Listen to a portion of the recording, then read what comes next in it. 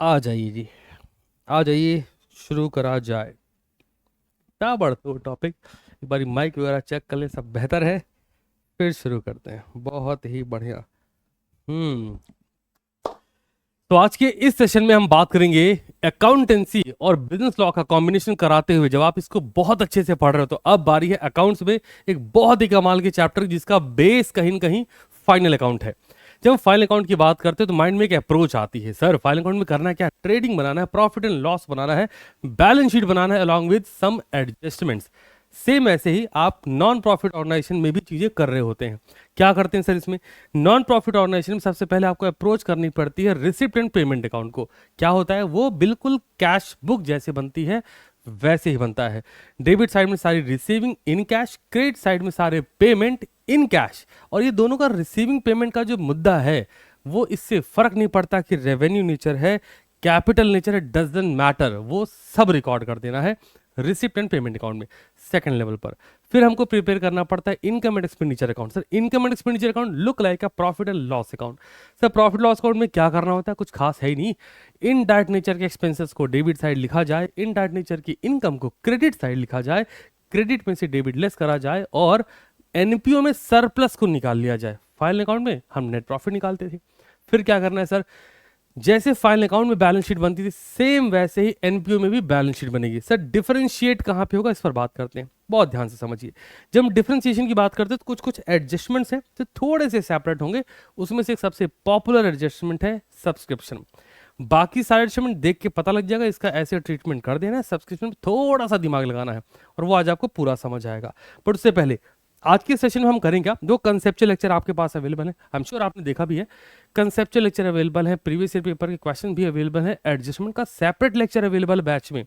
तो आपकी बैच में ये सारी चीजें हैं, तो इस सेशन की रिक्वायरमेंट है।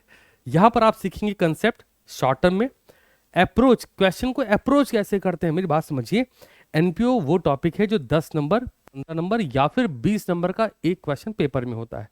अब अगर अप्रोच नहीं पता है तो आप लगा तो लोगे बट टाइम बहुत ज़्यादा लगेगा, जो कि एग्जाम के लिए बिल्कुल सही नहीं है। फिर प्रैक्टिस क्वेश्चन, दो क्वेश्चन आज के सेशन में देखेंगे और वो आईसी स्टैंडर्ड को मैच करेंगे। तो एक बारी थोड़ा सा जरा लेवल अप करके समझ लेते हैं कि एक्चुअल में सब्सक्रिप्शन में होता क्या है ना? आ जाओ मेरे साथ फटाफट से। इवन सब्सक्रिप्शन से पहले जरा बेसिक चीज़ों पर बात कर ले। जैसे बेसिक चीज़ों पर मेरे साथ आइए, हमको एक प्लान करके बनाना होगा receipt and payment account. Please मेरे साथ नोट डाउन जरूर करिएगा, हालांकि आपने पढ़ रखा है but still. Receipt and payment account, जब हम इस अकाउंट की बात करते हैं तो एक बेसिक सी बात समझनी है कि receipt and payment account is look like cash book. अभी कैश बुक में क्या होता था दोस्त? कैश बुक में बड़ी सीधी सी अप्रोच लगती थी, जो भी रिसीविंग है डेबिट में रखो, जो भी पेमेंट है क्रेडिट में रखो, है ना? और इसको बनाने का पर्पस क्या था वो भी नोट करिए, to know the closing balance of cash. भाई कैश बुक क्यों बनाते थे? सोचो, क्लोजिंग बैलेंस ऑफ कैश निकालने के लिए ना वही सारा काम करना है, कुछ भी डिफरेंट नहीं होगा। तो ये तो बात हो गई रिसिप्ट एंड पेमेंट की। तो सेकंड लेवल पे कौन सा अकाउंट है? Income and expenditure account. मेरे साथ आइए, सेकंड क्या प्रिपेयर करना होता है? Income and expenditure account. ये कहना बेहद ही गलत होगा कि सिर्फ इनकम एंड एक्सपेंडिचर आता है। कई बार receipt payment income and expenditure आता है, कई बार income and expenditure and balance sheet आती है, और ऐसा भी होता है कि receipt payment income and expenditure balance sheet सब बना दो 15 से 20 नंबर के लिए। तो इनकम एंड एक्सपेंडिचर कैसे बनेगा वो समझते हैं। ये बिल्कुल प्रॉफिट एंड लॉस अकाउंट जैसा ही बनेगा। प्रॉफिट एंड लॉस अकाउंट, हाँ अगर आप मेरे से बोलो तो मैं एक पॉइंट और ऐड कर दूं, आ जाइए मेरे साथ, वो भी मैं ऐड कर ही दूं। मैं रिसिप्ट पेमेंट के बारे में बोलूंगा। ये डिफरेंशिएट नहीं करता है ना, never differentiate, never differentiate between किसके बीच में? Capital expenditure and revenue expenditure. True and false के पॉइंट ऑफ व्यू से बेहतर है। इसको इससे फर्क नहीं पड़ता कि 2017 का है, 2025 का है, 2030 का है, मुद्दा ही नहीं है। इसका सिंपल सा कहना है कि सर अगर पैसे खर्च हुए हैं तो लिखो, अगर पैसे मिले हैं तो लिखो, फर्क ही नहीं पड़ना है। आप जब भी रिसीट एंड पेमेंट अकाउंट देखेंगे तो सब्सक्रिप्शन साइड में 2024, 2025, 2026 3 साल का लिखा हुआ है। 3 साल का मतलब कैपिटल एक्सपेंडिचर है। बात समझ आ रही है? लेकिन हम जब इनकम एंड एक्सपेंडिचर की बात करेंगे इसके साथ बड़ा सिंपल है, क्या प्रॉफिट लॉस अकाउंट बनाना है। और ध्यान रखने वाली बात क्या है, हमारा पूरा फोकस कहां होगा, पूरा फोकस सिर्फ और सिर्फ करंट ईयर पे। आपको मैं ये बताना चाह रहा हूं, जब सब्सक्रिप्शन अकाउंट लिखते हो, जब आप सैलरी लिखते हो, जब कोई इनकम लिखते हो, तो उसमें आप आउटस्टैंडिंग और एडवांस को प्लस माइनस करते हो। क्यों करते हो? Just because to find out the true value of the current year, कि करंट ईयर का वो पैसा कितना है, इसलिए आप ऐसा कर रहे होते। थोड़ा और आगे बढ़ जाते हैं।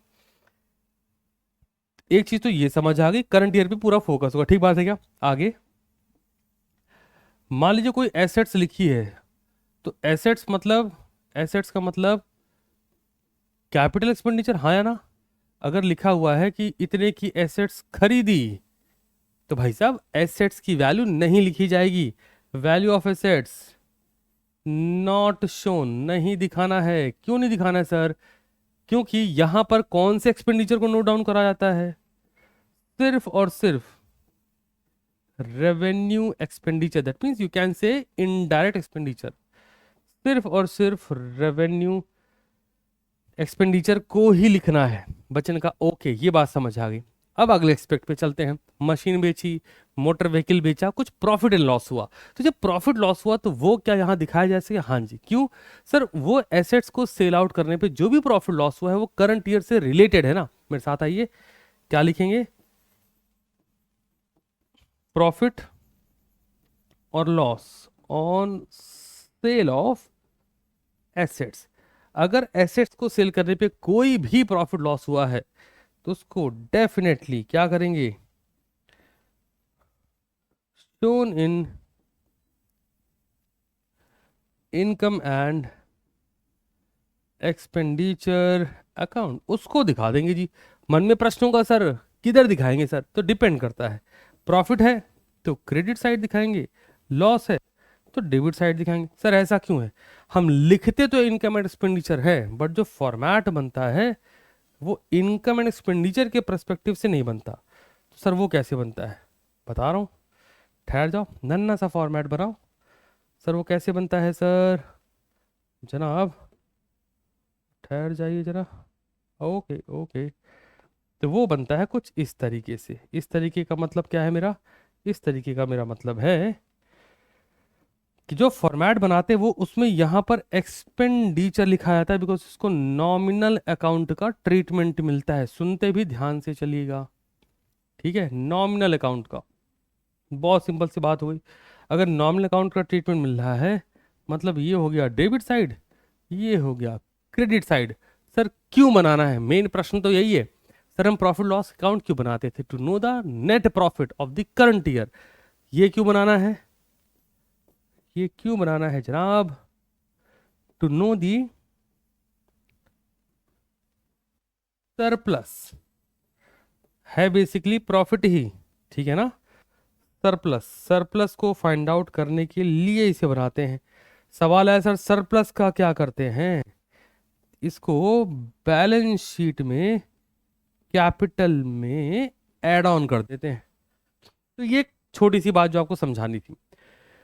अगला प्रश्न ये है सर बैलेंस शीट का क्या करना है? उस पर भी आता हूं। मेरी बात समझिए, एनपीओ के अंदर जो भी हेड आएंगे, एनपीओ के अंदर स्पेशली इनकम एंड एक्सपेंडिचर के अंदर, वो सिर्फ और सिर्फ करंट ईयर से रिलेटेड होंगे। ये बात दिमाग में सेट करिए। कहीं लिख रखा है ऐसा? हाँ जी लिखा हुआ है। सिर्फ और सिर्फ करंट ईयर से रिलेटेड होंगे, और यही वो कारण है जिसकी वजह से अपन आउटस्टैंडिंग और प्रीपेड को प्लस माइनस करते हैं। जैसे अभी तक क्या था, आप प्लस माइनस करते थे। क्यों करना है बेटा? नहीं करोगे तो मार्क्स नहीं आएंगे। अरे भैया, ये सेकंड है, गोल है। पहला गोल तो कंसेप्ट समझना। आप कुछ भी प्लस माइनस कर रहे हैं वो भी कहां पर? इनकम एंड एक्सपेंडिचर में। उसका एकमात्र उद्देश्य यही है, एकमात्र गोल ये है, करंट ईयर की वैल्यू क्या है ये निकालना। चलिए जी थोड़ा और आगे बढ़ जाते हैं। कृपया ध्यान ध्यान से सुनते समझते चलिएगा, तो सब कुछ समझ में आ रहा हो, है ना? अगला पॉइंट जो सबसे इंपॉर्टेंट है, और कई बार ऐसा रहता है कि एनपीओ का क्वेश्चन इसके बगैर अधूरा है। आ जाओ जी आ जाओ, सब्सक्रिप्शन, हाँ जी। अभी टॉपिक की शक्ल देखो तुम, कैसा लगता है? सब्सक्रिप्शन, हाँ सर सब्सक्रिप्शन। क्या होता है सब्सक्रिप्शन? एक इनकम है। NPO means non profit organisation which is recorded, which is registered under section 8 of the companies act 2013। अरे बोलो ना, ऐसा बैठे कैसे हो? एनपीओ क्या है? वो ऑर्गेनाइजेशन, एक तरह की कंपनी, वो ऑर्गेनाइजेशन जो रजिस्टर्ड है under section 8 of the companies act 2013। मतलब साफ है, गवर्नमेंट इसको लाइसेंस प्रोवाइड करती है सोसाइटी के वेलफेयर के लिए, एजुकेशन को प्रमोट करने के लिए, आर्ट साइंस को प्रमोट करने के लिए। अल्टीमेट गोल सोसाइटी का वेलफेयर है, जहां पर वो सोसाइटी में कंट्रीब्यूट करती है, बहुत ही मिनिमम चार्जेस के साथ वो सोसाइटी को बिल्डअप करती है। ये हो गया एनपीओ का goal. That's why CTC classes proud NPO. अब समझते हैं, जब हमने बोला कि वो सोसाइटी को प्रमोट करेगी, तो कुछ लोगों का सवाल होता है, इनको पैसे क्यों चाहिए? फिर मेरी बात समझिए, पैसे तो चाहिए होंगे किसी भी काम, इवन घर को, एक छोटे से घर को जिसमें 2 से 4 लोग रह रहे हैं, उसको चलाने के लिए भी पैसे चाहिए। वहीं जब एनपीओ एक ऑर्गेनाइजेशन है जो सब्सक्रिप्शन मॉडल पे काम करता है, कुछ लोगों से सब्सक्रिप्शन के फॉर्म में इनकम जनरेट करता है। सब्सक्रिप्शन क्या है? एक इनकम है। प्रश्न ये होता है कि इनकम क्यों चाहिए? तो उसका आंसर ये होता है कि जब इनकम आती है तो वो उन लोगों को जिनको उसकी नीड है, वहां तक बहुत ही मिनिमम लेवल पर हेल्प प्रोवाइड कर पाता है कि वो कैसे भी करके उनके लिए काम कर सके और वो मॉडल सस्टेन कर सके। Mark my word. एक तरीका तो ये है कि सर हम फ्री कर रहे हैं सर, हाँ बिल्कुल अच्छी बात है, उसकी सस्टेनेबिलिटी क्वेश्चन मार्क है। सस्टेनेबिलिटी क्वेश्चन मार्क क्यों? क्योंकि आप अगर कोई चीज फ्री करते हैं तो पहली बात तो उसकी वैल्यू डिग्रेड होती है उन लोगों की नजरों में, उन्हें लगता है फ्री दे रहे हो तो क्या ही दे रहे होंगे। बट जब आप एनपीओ के मॉडल, जैसे institute of chartered accountants of India, ये क्या है? एक एनपीओ ऑर्गेनाइजेशन। आज गूगल पे सर्च करिएगा, मैंने आईसीएआई को बताया, ये एक एनपीओ है, एनपीओ रजिस्टर्ड है। सीटीसी क्लासेस क्या है? एक एनपीओ है, जहां पर हम ऐसे स्टूडेंट के लिए काम कर रहे हो तो जो सच में खुद के लिए मेहनत करना चाहते हैं। तो वहां पर प्राइस सेगमेंट नहीं होता कि 10,000 का, 15,000 का, 20,000 कोर्स से अलाउड करा रहे हैं। मेन गोल क्या होता है कि बच्चे के लिए काम करा जाए, बच्चा खुद के लिए काम करे और रिजल्ट ले आए। इतना सिंपल है। मेरा आपसे प्रश्न है, और सोचिए इस बार, थोड़ा सा सोचिए, अगर इंस्टीट्यूट आपके रजिस्ट्रेशन चार्ज को 9,200 ना करके 49,200 कर दे, तो क्या लोग कोर्स छोड़ देंगे? फिर भी करेंगे। अगर इंस्टीट्यूट एग्जामिनेशन फीस को 1,500 ना करके 8,500 कर दे, तो क्या लोग कोर्स छोड़ देंगे? फिर भी करेंगे। सिर्फ सोचना है आपको। अगर इंस्टीट्यूट बुक जो आपके रजिस्ट्रेशन के दौरान, इन रजिस्ट्रेशन आपको फ्रीली प्रोवाइड करता है, अगर वो ऐसा ना करके रजिस्ट्रेशन की फीस सेपरेट, बुक का सेपरेट, प्रश्न बड़ा सिंपल है, क्या बुक नहीं खरीदोगे? फिर भी करोगे। तो आपको ये मॉडल समझना है कि इंस्टीट्यूट ऐसी चीजों को कैसे कर पा रहा है, जस्ट बिकॉज ऑफ कि गोल कुछ ऐसा है। ठीक है जी, आ जाइए। तो सब्सक्रिप्शन आपको ब्रॉडर पिक्चर समझा दी कि इंस्टीट्यूट कैसे काम करता है, सीटीसी क्लासेस कैसे काम करती है, बिकॉज हमारे ऑर्गेनाइजेशन में जो लोग हैं, हमें उन्हें पे ऑफ तो करना है, अपना सेल्फ इंटरेस्ट हटाया जाता है, सेल्फ प्रॉफिट हटाया जाता है, बट ऑर्गेनाइजेशन को रन करने के लिए मॉडल तो रिक्वायर्ड है। अब जरा आते हैं, हमेशा एक बात ध्यान रखिए, अगर 2 चीज़ों की रिक्वायरमेंट है, बहुत ध्यान से सुनना, किसी भी ऑर्गेनाइजेशन को बहुत ध्यान से, क्योंकि इन फ्यूचर आप मेरे स्टूडेंट हैं, आप बहुत बेहतर जिंदगी में करने वाले हैं, तो उसके लिए अगर आप एक ऑर्गेनाइजेशन का पार्ट बनते हैं या आप अपना ऑर्गेनाइजेशन बिल्डअप करते हैं, तो बहुत ध्यान से सुने। मॉडल, एक एक वर्ड बोलाता है, एसओपी सुना आप लोगों ने? एसओपी, कोई भी इंस्टीट्यूट एसओपी पे चलता है। एसओपी पे, एसओपी क्या होता है सर? एसओपी का मतलब होता है स्टैंडर्ड ऑपरेटिंग प्रोसीजर। मतलब एक ऐसा ऑपरेटिंग प्रोसीजर बना देना जिसकी वजह से वो ऑर्गेनाइजेशन की सस्टेनेबिलिटी अफेक्टेड ना हो, सस्टेनेबल रहे। आप कोई भी गोल बनाते हैं, कोई भी एफर्ट लगाते हैं, कुछ भी डिजाइन करते हैं, फ्यूचर का गोल रखते हैं, लोगों की हेल्प करना चाहते हैं, मेक श्योर उसमें एसओपी डालिए कि वो एक स्टैंडर्ड ऑपरेटिंग प्रोसीजर पर जाए। आपके काम करने, काम ना करने, दोनों की दशा में आप जिनकी हेल्प करना चाहते हैं उनकी हेल्प हो सके। और सीटीसी क्लासेस की ऐप और वेबसाइट उसी का उदाहरण है, एग्जाम्पल है। तो ये होना चाहिए सो दैट सस्टेनेबिलिटी हो। आपने सोचा मैं लोगों की हेल्प करूंगा, नीयत बड़ी साफ, आपने कहा ठीक है मैं करूंगा। आपने भी ये लोगों को कहा, बट अगर उसमें स्टैंडिंग ऑपरेटिंग प्रोसीजर मिसिंग है, 1 साल हेल्प कर लोगे, 2 साल कर लोगे, 5 साल कर लोगे, एक मोमेंट ऐसा आएगा जहाँ पे चीज़ें खराब होगी। तो समझने वाली बात क्या है, सब्सक्रिप्शन एक इनकम मॉडल जहाँ पर सब्सक्रिप्शन है, डोनेशन, बहुत सारे प्रोसीजर होते हैं, बट मैं इंस्टीट्यूट के अकॉर्डिंग आपको अगर एनपीओ का समझाऊं, सब्सक्रिप्शन एक इनकम है। अब इसका प्रेजेंटेशन कैसे वो समझते हैं, ध्यान से सुनिए। सबसे पहला प्रेजेंटेशन कहाँ पर है, सबसे पहला प्रेजेंटेशन है रिसिप्ट एंड पेमेंट में। जब आप कोई भी क्वेश्चन देखोगे ना, उसमें आपको बात समझ आएगी कि रिसिप्ट एंड पेमेंट में, क्योंकि ये डिफरेंशिएट नहीं करते, इनको है 2023, 2024, 2025, ये तीनों के अमाउंट को शो कर देंगे और तीनों के अमाउंट को शो करके ये टोटल लिख देंगे। क्या ये बात सबको समझ आ रही है, क्या ये बात सबको समझ आ रही है? बहुत बेसिक बात है ये, तीनों के अमाउंट टोटल करके दिखा देंगे। कहाँ दिखाएंगे, ऑब्वियस बात है, इनकम है तो रिसिप्ट साइड में, बोले तो डेबिट साइड में शो कर देंगे। और कोई इसमें दिमाग नहीं लगाना कि कितना मिला, क्या हुआ, क्या आउटस्टैंडिंग, क्या प्रीपेड, कुछ है ही नहीं, पूरा पूरा दिखा दो। बट वहीं दूसरे पॉइंट पर चलते हैं, जब बात आएगी इनकम एंड एक्सपेंडिचर की, मैं क्वेश्चन पे भी आऊंगा, टेंशन बिल्कुल मत लीजिएगा, पहले एक मेजर कंसेप्ट समझिए। जब बात आएगी इनकम एंड एक्सपेंडिचर की, क्योंकि ये डील किस में करता है, इनकम एंड एक्सपेंडिचर डील करता है सिर्फ और सिर्फ करंट ईयर में, हाँ या ना, सोचो सोचो सोचो, सिर्फ और सिर्फ करंट ईयर में कि भाई साहब कितना पैसा आया, कितना पैसा गया, कितना पैसा इस ईयर का है, इसी में डील करता है ना। इस केस में होगा क्या, ध्यान से, इनकम एंड एक्सपेंडिचर की बात करें, करंट ईयर में डील कर रहा है, तो हम लिखेंगे सबसे पहली बात, कहाँ लिखेंगे, credit side. Sir credit side क्यों, क्योंकि ये इनकम है। क्या लिखोगे, बाई सब्सक्रिप्शन, जो ये बताएगा कि कितना पैसा सब्सक्रिप्शन पे रिसीव हुआ है। आपने लिख लिया, हमने कहा जी बहुत बढ़िया। अभी मैं आपको इसके पीछे का लॉजिक दूंगा, चिंता मत करना, रटाने का काम अपना है ही नहीं। कुछ चीज़ें ऐड करेंगे, कुछ चीज़ें लेस करेंगे। तो ऐड क्या करेंगे वो देखते हैं, और लेस क्या करेंगे वो देख लेते हैं।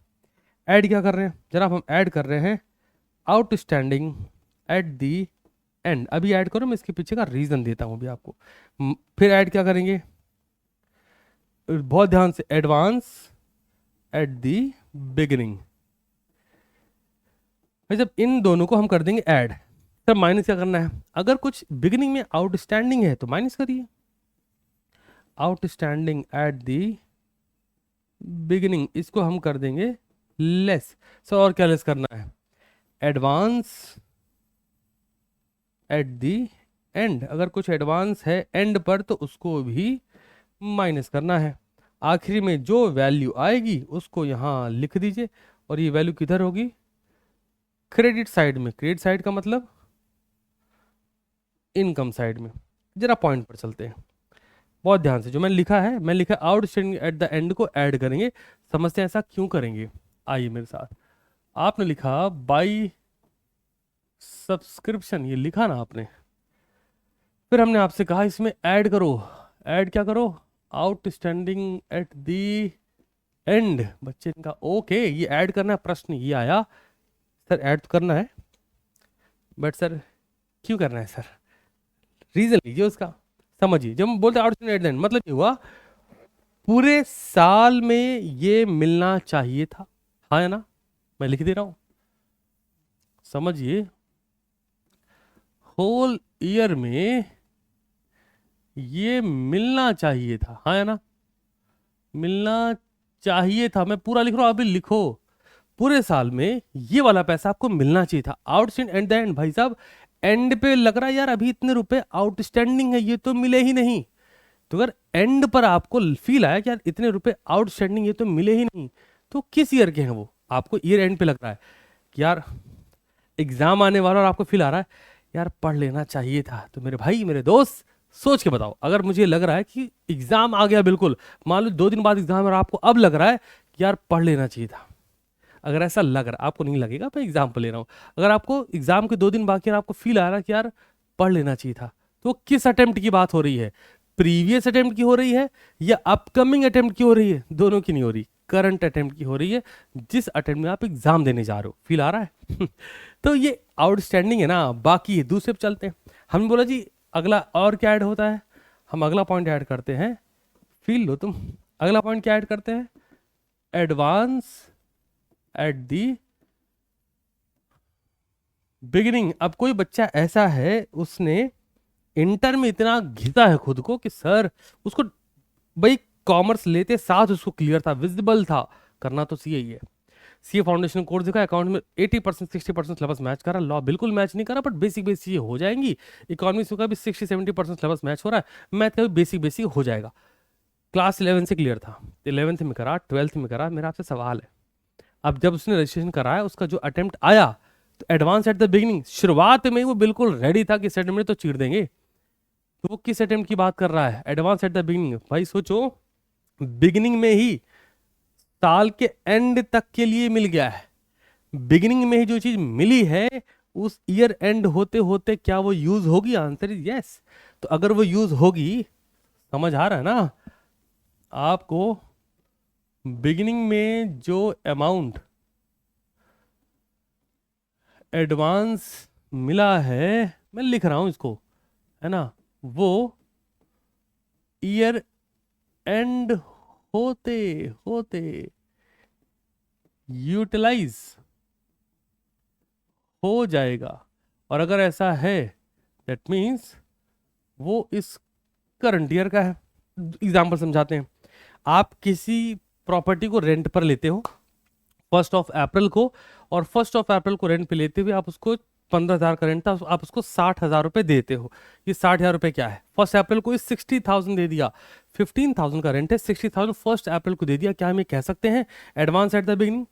क्या आपने उस व्यक्ति को साल की शुरुआत में एडवांस दे दिया? आपने कहा हाँ सर दे दिया। तो अब क्या अगला हम ये कह सकते हैं कि अप्रैल, मई, जून, जुलाई, 4 महीने का जो एडवांस दिया है वो इसी ईयर में, करंट ईयर में यूटिलाइज हो जाएगा? आपने कहा हाँ सर हो जाएगा। अगर करंट ईयर में यूटिलाइज हो जा रहा है तो क्या वो करंट ईयर का एक्सपेंस है? आपने कहा हाँ सर है। अगर करंट एक्सपेंस है तो क्या उसे इनकम एंड एक्सपेंडिचर में लिखना चाहिए? आपने कहा हाँ sir. Same for the income, current year की इनकम है, हाँ जी करंट ईयर की इनकम है, क्या लिखना चाहिए? हाँ जी लिखना चाहिए। और अगर वो चीज़ें यूटिलाइज हो रही हैं तो क्या उन्हें ऐड होना चाहिए? हाँ जी ऐड होना चाहिए। हमने कर दिया जी। फिर आइए तीसरे पॉइंट पर। ये कर लेने के बाद अब बारी आती आउटस्टैंडिंग एट द बिगिनिंग। जरा सोच के बताइए, अगर साल की शुरुआत में, है ना, आउटस्टैंडिंग है, तो भैया ये इस साल का तो नहीं है। साल शुरू हुआ, कहते जी इतने का आउटस्टैंडिंग है। अगर साल की शुरुआत में इतने रुपए आउटस्टैंडिंग है तो क्या वो इस ईयर के हैं? Answer is no. तो सर किस ईयर के हैं? प्रीवियस ईयर के होंगे, है ना। आउटस्टैंडिंग एट द बिगिनिंग कौन है जी?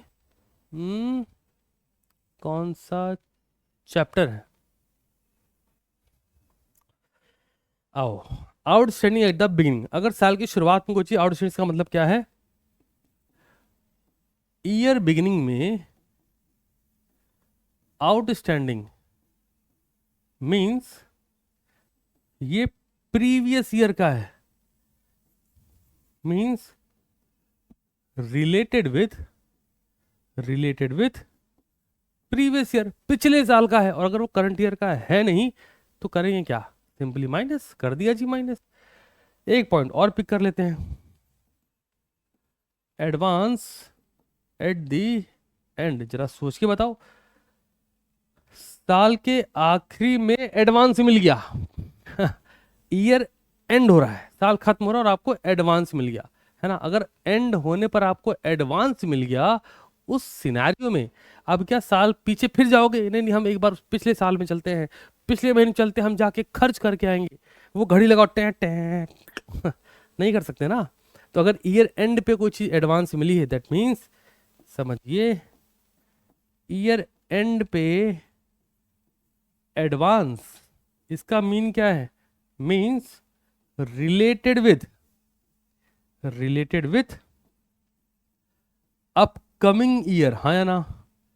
मतलब आप सोचो, साल के एंड पे कोई चीज एडवांस आई तो अब उसको पीछे घूम के तो फिर से यूज नहीं कर सकते ना, वो तो आने वाले साल में यूज होगा, हाँ या ना। अगर वो आने वाले साल में यूज होगा तो क्या वो करंट ईयर का है? The answer is no. अगर करंट ईयर का है नहीं तो करना क्या है फिर? माइनस। तो ये मैंने आपको दिए वो सारे रीजन, मैं हिंदी में लिख रहा हूं। आपको ऐसा फील होता है एक दो बच्चों का, सर इतना डेप्थ में क्यों घुस रहे हो? क्योंकि एनपीयू का क्वेश्चन बिना सब्सक्रिप्शन अधूरा है। तो मैंने आपको पूरे कंसेप्ट समझा दिए कि एक्चुअल में होता क्या है और आखिरी में क्या करना है। अरे भाई आखिरी में जो अमाउंट आएगा प्लस माइनस करने के बाद, रिमेनिंग अमाउंट को, बहुत ध्यान से सुनना, रिमेनिंग अमाउंट को क्रेडिट साइड, क्रेडिट साइड बोलो तो इनकम साइड में शो कर देंगे। एक काम, अब बहुत ध्यान से सुनो, ये तो आधी सच्चाई है। एक काम तो ये करेंगे सर, दूसरा क्या है उस पर भी आओ। दूसरा काम क्या है सर? दूसरा काम आउटस्टैंडिंग सब्सक्रिप्शन, बहुत ध्यान से, आउटस्टैंडिंग सब्सक्रिप्शन। और तीसरा काम एडवांस सब्सक्रिप्शन, बहुत ध्यान से सुनना, एडवांस सब्सक्रिप्शन। प्राइमा फेसिया अगर हम बोलते हैं एडवांस, एडवांस सब्सक्रिप्शन का मतलब इनकम एडवांस आ गई। अरे भाई सिंपल सी बात बोलता हूं, जब जब इनकम आती है लाइबिलिटी साथ लाती है। रिपीट आफ्टर मी, जब जब इनकम आती है लाइबिलिटी साथ लाती है। इस मोमेंट पर जब आप पढ़ाई कर रहे होंगे तो आपको लगता है सबसे टफ काम हमारे जीवन में, नहीं धरती पर अगर अगर अगर एक मेल और फीमेल दोनों की बात कर रहा हूं, सबसे आसान, जीवन में सबसे आसान कोई काम है वो सिर्फ पढ़ना है। क्योंकि उसके बाद के जो काम है ना, वो तुम अपने इंटरेस्ट से कई बार नहीं करते हो। 95% पॉपुलेशन अपने इंटरेस्ट से नहीं करती है। ईएमआई के डर से, बच्चों की फीस के डर से, घर के खर्चों के डर से, मॉरल प्रेशर के डर से, सोशल प्रेशर के डर से, दो अलग अलग परिवारों के डर से, समाज के डर से काम होता है। तो जो काम डर से होता है वहाँ मज़ा नहीं आती। अभी पढ़ाई हो रही है, ये भी डर से करोगे मज़ा नहीं आएगी, इंटरेस्ट के साथ करो। तो आउटस्टैंडिंग सब्सक्रिप्शन, आउटस्टैंडिंग का मतलब क्या है? इधर एडवांस इनकम मिली है, इधर इनकम आउटस्टैंडिंग है। बहुत सिंपल बात है ये, अभी जो मैं बोलूंगा ये बेसिक लेवल पर समझिएगा। पैसा मिलना बाकी है, मिलना बाकी है पैसा। तो मेरे भाई अगर पैसा मिलना बाकी है तो एसेट्स है, नहीं? और पैसा एडवांस आ गया है, सोचो सोचो सोचो, पैसा एडवांस आ गया है तो लाइबिलिटी है ना? इतनी सी बात है। हाँ चलो, तो ये आपको समझा दिया। कुछ महान लोगों का ये प्रश्न हो जाता है कई बार कि सर वर्किंग नोट ना करें तो चलेगा? असंभव, जितनी समझ जाओ उतना बढ़िया। ओके, बहुत अच्छे सुन लीजिए, समझ लीजिए, बिना वर्किंग नोट के क्वेश्चन लगते नहीं हैं और ना आपको लगाने हैं। इंस्टीट्यूट को तोते नहीं चाहिए, इंस्टीट्यूट को वो स्टूडेंट चाहिए जो क्वेश्चन को सॉल्व करते हो। अब मेरे साथ है, पहले प्रश्न पे चलते हैं, उड़ा के लेते हैं बिना किसी टेंशन के। साथ हो, शुरू करूं? कृपया करके पूरा अटेंशन, पूरा फोकस क्वेश्चन पे दीजिएगा, ठीक है? ये क्वेश्चन एग्जामिनेशन में आ चुका है तो मैं आपको वैसे ही बता रहा हूँ और आपको मजा आ रहा होगा, आप समझ भी लेंगे। क्वेश्चन अभी देख के शायद ऐसा लग जाए कि ये तो हम उड़ा देंगे, सच बात है। लेकिन जैसे एग्जाम्पल सुनो, यहाँ पर एक point, cash in hand, cash at bank 18 मतलब बिगिनिंग का दे दिया है, क्लोजिंग का मिसिंग है। कैसे आएगा सर? ऑब्वियस बात है, इसको निकालने हमें क्या बनाना पड़ेगा? आपको बताया था ना क्लोजिंग बैलेंस ऑफ कैश कैसे फाइंड आउट करते हैं, रिसिप्ट एंड पेमेंट। अभी मैं आपको अप्रोच बता रहा हूं, क्वेश्चन रीडिंग की, क्वेश्चन को प्रैक्टिस करके सॉल्व करने की। पहले अप्रोच सीखिए, फिर क्वेश्चन सॉल्व करेंगे। हमें क्या क्या ढूंढना है? हमें सबसे पहले ढूंढना है क्या क्वेश्चन में सब्सक्रिप्शन गिवन है। बहुत ध्यान सुनो, सबसे पहला सब्सक्रिप्शन है क्या और उसके साथ क्या एडजस्टमेंट्स हैं, सैलरी या कोई एक्सपेंडिचर है जिसके साथ एडजस्टमेंट है, मिल गया, शुरू करते हैं। बट इन सबसे पहले क्वेश्चन में करना क्या है उसी के अकॉर्डिंग जाएंगे। तो एक बार देखते हैं, from the following information supplied prepare receipt and payment. एक तो ये बनाना है, इनकम एंड एक्सपेंडिचर एक ये भी बनाना है, मतलब दोनों चीजें करनी है। हमने कहा जी कर देंगे। तो अब इसी क्वेश्चन में आप सीख जाओगे receipt payment, income and expenditure both, ठीक है? आ जाओ, क्योंकि कई बार बच्चों को प्रश्न होता है सर रिसिप्ट पेमेंट बता दी सर, तो एक ही क्वेश्चन दोनों सिखाऊंगा। आगे बढ़ जाओ, आउटस्टैंडिंग सब्सक्रिप्शन, एडवांस सब्सक्रिप्शन दोनों दिया गया है। तो सब्सक्रिप्शन रिसीव कितना हुआ वो भी देख लो, हमने कहा 3 लाख मिला है, और जी बल्ले बल्ले। आगे बढ़ जाते हैं, और भी कुछ है क्या? एक बार चेक करो, दिख रहा है क्या? नहीं, ठीक है, आगे बढ़ते हैं। अब स्पोर्ट्स गुड्स कुछ लिखा हुआ और उससे रिलेटेड कुछ एडजस्टमेंट्स भी दिए गए हैं, इनको भी ट्रीट करेंगे। और क्या देखते हैं, इन्वेस्टमेंट पर बात करी गई, face value of investment was 1,75,000, 50% of the investment sold at 80% of the face value. Question को घुमाया गया है। मैं फिर बोलूंगा, आप जब अपनी प्रिपरेशन कर रहे हैं, रिवीजन कर रहे हैं, प्रैक्टिस कर रहे हैं, मेक श्योर कि क्वेश्चन की उन लाइनों को सेपरेटली नोट डाउन करिए जिनको पढ़ के लगता है यार ये डिफरेंट है। क्योंकि क्वेश्चन का majority portion same copy paste copy paste copy paste होता है। एक एक लाइन, दो दो लाइन, कहीं कहीं एडजस्टमेंट अलग होते हैं, वो सीख लेंगे, सुकून और कॉन्फिडेंस दोनों बढ़ जाएगा। शुरू करूं? आ जाओ। अप्रोच क्या है? सबसे पहले कॉपी में एग्जामिनेशन की बात कर रहा हूं कि अगर मैं एग्जाम कॉपी में क्वेश्चन लगाऊंगा तो मैं कुछ इस तरीके से लगाऊंगा, आपको भी ऐसे ही लगाने हैं। वर्क नोट आपको सिर्फ ब्लैक पेन यूज करनी, इसका ध्यान रखिएगा। सबसे पहले मैं देखते हैं, बच्चे के बोलते कैलकुलेशन ऑफ सब्सक्रिप्शन, नहीं ऐसे नहीं, आप ये देखो किस ईयर का मेंटेन करने की बात हो रही है। 31 मार्च 2019 मेरे साथ आई, पहला लिखिए calculation of subscription receive subscription receive during, वो ईयर होना चाहिए है ना, ड्यूरिंग 2018 टू 2019। मान लो आप ऐसा नहीं लिखना चाहते, सब्सक्रिप्शन रिसीव्ड, तो आप क्या लिख सकते हैं, एट 31 मार्च 2019, मैं और लगा दे रहा हूं, दोनों ही सही है। ठीक, अब बढ़ते हैं आगे। क्या करा जाए मेरे भाई? अप्रोच याद है, तरीका होता है हर चीज को लगाने का, कभी भी रट्टू तोता ना बने। ठीक, ये कर दिया जी। शुरू करते, क्या करना है हमें? सबसे पहले लिखना है subscription received during the year. Question ने हमें कहा भाई साहब 3 लाख के सब्सक्रिप्शन है, हमने कहा जी ठीक बात है, 3 लाख के हैं, हम कहाँ गलत कह रहे हैं 3 लाख के। अब हमें क्या चाहिए? ये ओपनिंग है, ये क्लोजिंग है, outstanding at the and, advance at the beginning, add होना चाहिए, हाँ या ना? करें? आ जाओ, ऐसे उड़ा देंगे बस, तुम दिमाग का यूज प्रॉपर कर लो। Outstanding at the end 2 lakh रुपए है, हाँ या ना? एंड होना चाहिए फिर तो, बहुत ध्यान से लेके चलो और आगे बढ़ते हैं। एडवांस सब्सक्रिप्शन 25,000 का है ओपनिंग में और क्लोजिंग में है 30,000 रुपए का, हमने कहा जी बहुत बढ़िया। और कोई ऐसे एडजस्टमेंट एक बार जल्दी से चेक कर लेंगे। अब इसको देखिए क्या बता रखा है, आउटस्टैंडिंग एट द एंड, ये हमको ऐड करना चाहिए, हमने कहा जी बिल्कुल करेंगे। तो हमें क्या करना है, बहुत बेसिक लेवल पर चलेंगे। कहाँ गया भाई? 3 लाख रुपए लिखे और हम गए, हमने कहा जी ऐड, ऐड क्या करेंगे, outstanding at the and, eight the and हम बना कब कर रहे हैं, ध्यान ना, 31 मार्च 2019। अब क्वेश्चन को देखो, आउटस्टैंडिंग बिगिनिंग डेट पर 1,40,000 का, क्लोजिंग डेट पर 2 लाख का, तो हमने कहा जी कर दो 2 लाख रुपए का ऐड। ये लो भाई 2 लाख रुपए का एडिशन कर दिया। आगे बढ़ते हैं, फिर से लिखते हैं add advance at the beginning. एक बात और, आप अगर इंस्टीट्यूट का मान लीजिए कोई क्वेश्चन आपके पास है जिसका सोल्यूशन हो रखा है, उस पर मत जाना, क्योंकि कई बार ऐसा होता है मिसप्रिंट हो जाती हैं वैल्यूज। तो ऐसा मान लो कि बच्चा एकदम रटा रटाया बैठा, सर हम इसको रट लेंगे एकदम, नहीं ये वाला काम मत करना दोस्त। मैं क्वेश्चन दिखा दूँ, बहुत ध्यान से देख लो, सुन लो, समझ लो। हमारे पास जो अकाउंटिंग है वो 31 मार्च 2019 की है, मतलब जो क्लोजिंग डेट है वो 31 मार्च 2019 है, ठीक बात है। ओपनिंग डेट 1 अप्रैल 2018, क्लोजिंग डेट 31 मार्च 2019 है। तो जब बोला जाएगा आउटस्टैंडिंग एट द एंड, साल के आखिर में आउटस्टैंडिंग कितने का है, तो एंड हम यहां से उठा रहे हैं, बिगिनिंग यहां से उठा रहे हैं, इतनी सी बात है। तो advance, advance at the beginning 25,000 रुपए है, जैसा ऐसा दिखता जाए वैसे वैसा ट्रीट करते जाओ। ठीक, आ जाइए, एडवांस एट द बिगिनिंग 25,000 है, हमने ये भी लिख दिया, पूरा एडिशन ले लिया, 5,25,000 रुपए की वैल्यू बनी। फिर से आगे बढ़ते हैं, लेस, क्या लेस करेंगे, आउटस्टैंडिंग एट द बिगिनिंग, एक ये लेस हो गया, और क्या लेस करेंगे जी, एडवांस एट द एंड।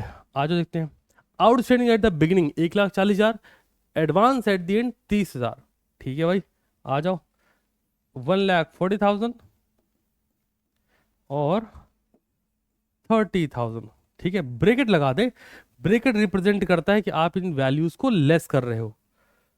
चलो जी, अभी सिंपली कैलकुलेशन में आ जाओ, 5,25,000 में 1,40 और 30, 1,70,000 रुपए। याद रखें एग्जाम में कैलकुलेटर अलाउड है।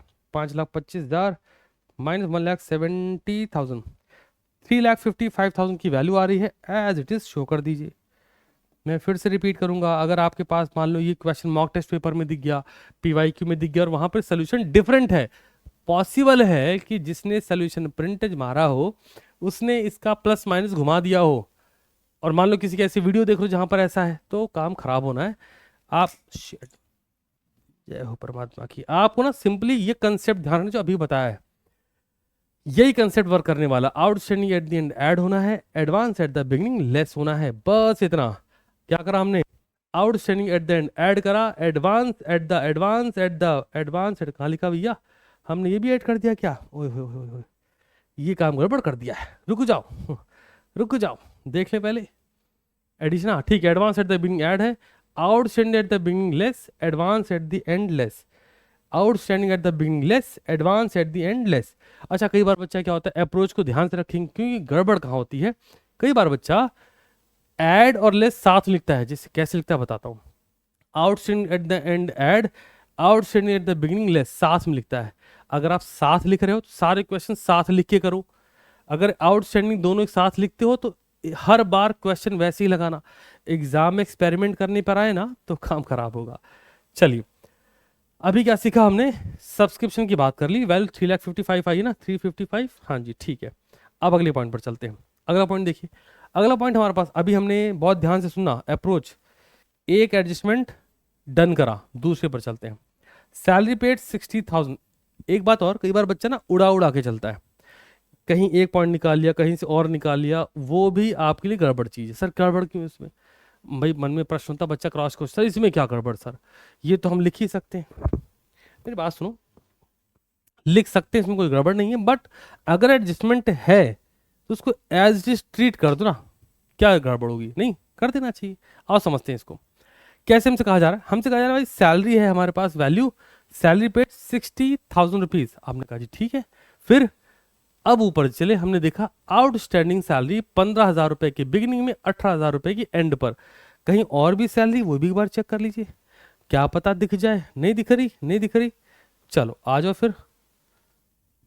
वर्किंग नोट नंबर 2, बहुत ध्यान से लेके चलेंगे। क्या लिखना है जी? Calculation of salary. हाँ जी हाँ जी, बहुत ध्यान से एक एक पॉइंट को लॉक करें, जल्दबाजी वाला काम नहीं करेंगे कि उड़ा दे कहीं से कहीं भी, है ना। सैलरी पर चलते हैं। अब सैलरी को लेके है क्या, आप मेरे से जानना चाहोगे इसका प्रेजेंटेशन कैसे होगा? तो ध्यान से सुनिए। हम आए, हमने लिखा सैलरी पेड, यही तो लिखा है ना क्वेश्चन ने, 60,000। हमने कहा जी बिल्कुल ठीक है। हम सिंपली जाएंगे क्रेडिट साइड में। कहां पर क्रेडिट साइड में? रिसिप्ट एंड पेमेंट के क्रेडिट साइड में शो कर देंगे। कितना शो करेंगे? 60,000।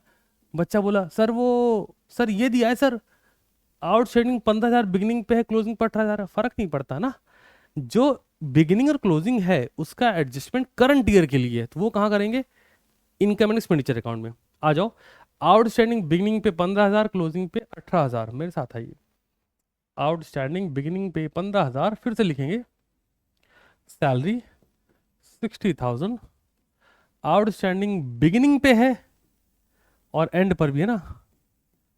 रुक जाओ, मैं लिख लें तो आउटस्टैंडिंग एट द बिगिनिंग। एक सिंपल सी बात बताइए, अगर साल की शुरुआत में कोई चीज़ आउटस्टैंडिंग है, आउटस्टैंडिंग एट द एंड, साल की शुरुआत में कोई चीज़ आउटस्टैंडिंग है, तो क्या वो इस साल का है? जवाब है नहीं। सर फिर किस साल का है? वो तो प्रीवियस ईयर का होगा ना जो आउटस्टैंडिंग दिखा रहा है। तो अब अभी हमसे क्या मतलब, हमें करंट ईयर का देखना है। आउटस्टैंडिंग एट द एंड, साल के आखिरी में इतने रुपए देने बाकी हैं, तो भैया वो इसी साल के हैं, ऐड करो उन्हें, है ना। कंसेप्ट सीखो। Outstanding at the and 18,000 add कर दो, आ जाओ मेरे साथ, 18,000 ऐड कर दो, और बिगिनिंग में आउटस्टैंडिंग है वो इस ईयर का तो नहीं है भैया, तो क्या करना है? सिंपली लेस कर दो। वैल्यू कितनी निकल के आई वो नोट डाउन कर दो। 3,000, 63,000 रुपीज इनकम एंड एक्सपेंडिचर में सैलरी का ट्रीटमेंट मिला। एक एक करके लॉक करते जाना।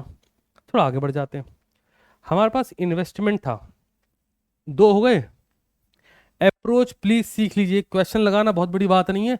कोई भी बच्चा जो लगातार प्रैक्टिस करेगा वो लगा ले जाएगा, बट मेरा मेन कहना ये है क्वेश्चन 15 मिनट में लग रहा है या 45 मिनट में लग रहा है, ये डिफरेंशिएट करता है कि आप पूरा पेपर अटेम्प्ट भी कर पाएंगे कि नहीं। ध्यान रहेगा ना। चलो आ जाओ, इन्वेस्टमेंट की बात करते हैं बहुत ध्यान से।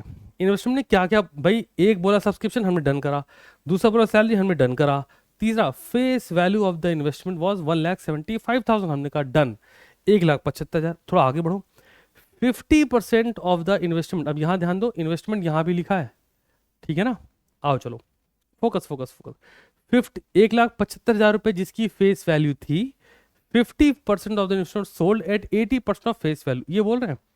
तो मेरे साथ आइए, कैलकुलेट क्या करना है वो समझते हैं, सीखते चलो। वर्किंग नोट नंबर 3, अभी हम वर्किंग नोट कर रहे हैं, है ना, आ जाइए आ जाइए।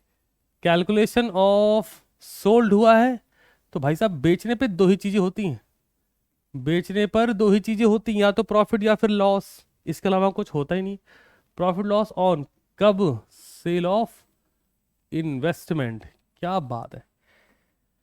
हाँ जी, कैलकुलेशन ऑफ प्रॉफिट और loss on sale of investment कैसे कंप्यूट होगा, सबसे पहले समझते हैं कि फेस वैल्यू जो बेचा जा रहा है, क्वेश्चन ने बताया है face value of investment sold, 1,75,000 के इन्वेस्टमेंट थे, जिसका, ध्यान से लो, अरे आराम से सीखो, जिसका कितना सोल्ड करा गया, कहते जी 50% बेच दिया गया। तो मेरा पहला प्रश्न है, इसका 50% कितना आएगा, हमने कहा जी 1,00,000 का 50,000, 75,000 का 25,000, 75, ना ना ना ना ना, 1,00,000 का 50,000, 75 का कितना आएगा भाई, 75 का 27,500 ना, 37,500, ओके, तो 87,500 ये आ गया।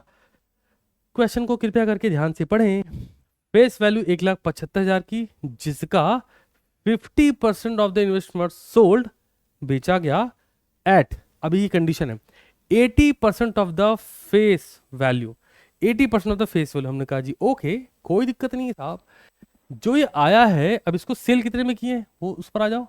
ये कह रहा है क्वेश्चन, सेल प्राइस है 80% ऑफ द फेस वैल्यू। हमने कहा ओके, तो जरा मुझे बताओ हमारे पास फेस वैल्यू कितनी निकल के आई, 87,500। बच्चा बोलेगा सर 87,500 क्यों, इन्वेस्टमेंट तो 1,75,000 का है। नहीं, इन्वेस्टमेंट 175 का है, बट उसका सेल कितना कर रहे हैं, 50% ना, तो 50% फेस वैल्यू इतनी है, उस फेस वैल्यू का 80% पर सेल हो रहा है, तो इसका 80% निकाल दीजिए, कितना आएगा जी 70,000, ये हो गया। हम कहा जी चलो यहाँ तक बढ़िया। अब आते हैं अगले पॉइंट पर, कृपया करके ध्यान देते चले, क्वेश्चन ने कैसे घुमाया, बहुत बेसिक है। आ जाओ जी, इन्वेस्टमेंट है कितने का, चलो चलो चलो ध्यान दो, इन्वेस्टमेंट है 1,40,000 का, हाँ या ना, हाँ, 1,40,000 का 50% की बात करिए ना, 50% बेचा है ना, मेरे साथ आइए, इधर आइए, ध्यान दीजिए, क्या बोला गया था, क्या बोला गया है 50%। तो अब ये हो गई सेल प्राइस, अब हमको जाननी कॉस्ट प्राइस, आओ मेरे साथ लिखो, cost price of the investment sold. बच्चा बोलेगा सर ये क्यों निकालना है, लॉजिकल लेके चलते हैं। हम ये कह रहे हैं कि हमने कोई चीज बेची, मान लेते हैं 12 रुपए में, हम ये कह रहे हैं 12 रुपए में बेचा, बताओ प्रॉफिट कितना होगा, बच्चा कहता है कैसे बताएं, हमने कहा 12 रुपए में हमने एक चीज बेची, बताओ प्रॉफिट कितना होगा, बच्चा कहता है कैसे बताएं। तो एक सीधी सी चीज है, क्या आप मेरे से प्रश्न करेंगे, क्वेश्चन आस्क करेंगे ना, सर सेल 12 में क्या, ठीक है समझ में आ गया, सर कॉस्ट क्या है, सर कॉस्ट, जो चीज 12 रुपए में बेची सर उसकी कॉस्टिंग क्या है, हमने कहा 10 रुपए। हमने फिर बोला चलो सेल 12 की है, कॉस्ट 10 की, जरा बताओ प्रॉफिट कितना होगा, बच्चा अरे सर 2 रुपए होगा सर, निकाल लिया प्रॉफिट। और मैंने आपसे क्या बोला था, सेल करते हैं तो दो ही चीज होती है, या तो प्रॉफिट या तो लॉस। तो अपने को एग्जैक्टली यहाँ पे समझ आ गया था कि सेल हुई है 70,000 की, जो कि 50% है इन्वेस्टमेंट का। अब आ जाओ जरा, तो cost price of the investment sold ये कितना होगा, कितना बोला गया है 50%, और कॉस्ट बिगिनिंग पे 1,40,000 की कॉस्ट है, जिसका 50% बेच दिया गया, मतलब 70,000 का बेच दिया गया। ये क्या आया भाई साहब, ये आ गया कॉस्ट प्राइस, ये क्या है भाई साहब, ये आ गया सेल प्राइस। तो मेरे भाई करना क्या था, प्रॉफिट निकालना था यार। प्रॉफिट कैसे आएगा, फॉर्मूला लिखिए, selling price minus cost price. और एक बात मैं आपको एक्सप्लेन कर रहा हूँ इसलिए टाइम लगेगा, आप जब सेल्फ सॉल्व करेंगे तो आपको ऐसे समझाना थोड़ी, आप तो धड़ धड़ धड़ धड़ धड़ नहीं, सेलिंग प्राइस 70,000 का है, ओके, माइनस कॉस्ट प्राइस ये भी 70 का है, वाह जी वाह। इसका मतलब ये है प्रॉफिट क्या हो गया, नील हो गया। तो हमने इन्वेस्टमेंट भी लॉक कर दिया। एक एक करके लॉक करना है, जल्दबाजी नहीं कि सर हम जल्दी से उड़ा देंगे सर, नहीं ऐसा नहीं करना। अच्छा क्या बात खत्म हो गई, नहीं खत्म नहीं हुई। बच्चा बोले सर बात क्यों नहीं खत्म हुई, सर अब तो हो गया, नहीं हुआ। क्यों, एक दो तीन तीन एडजस्टमेंट हुए ना। इन्वेस्टमेंट में एक लाइन और बोल दी गई, जैसे यहां तक गया फेस वैल्यू, उसके बाद देखो एडजस्टमेंट नंबर 4 क्या कहता है, interest on investment was received 14,000।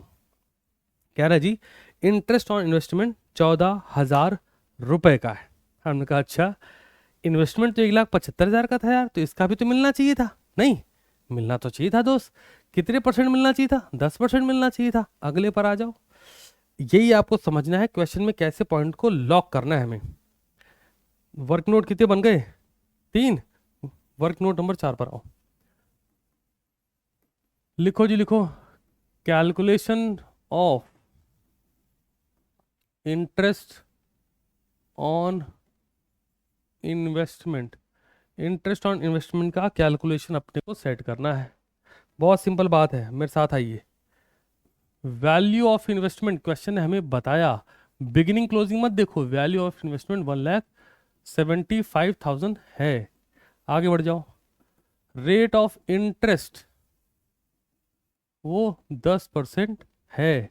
तो और आगे बढ़ जाओ, तो interest on investment at the rate of 10% on 1,75,000, ये होगा कितना फिर, 17,500 रुपए का।